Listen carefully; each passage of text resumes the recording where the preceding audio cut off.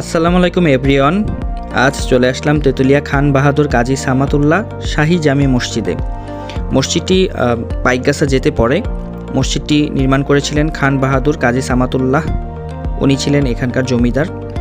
মসজিদটির মতনই আরেকটি মসজিদ উনি নির্মাণ করেছিলেন কলকাতায়। লোকমুখে শোনা যায় মসজিদটি প্রায় 1858 খ্রিস্টাব্দে নির্মাণ করা হয়েছিল। মসজিদটি শতবর্ষ পুরাতন।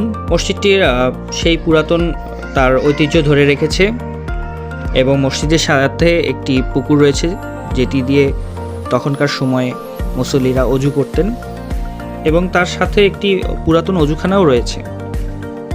আপনারা দেখতে পাচ্ছেন মসজিদটি খুবই পুরাতন এবং খুবই পুরাতন যে মসজিদগুলো হয়ে থাকে সেরকমই এখনও মসজিদটি অক্ষত রয়েছে। আজ এতটুকুই, আবার দেখা হবে নতুন কোনো ভিডিওতে। আশা করি আপনাদের ভালো লেগেছে মসজিদটিকে দেখে।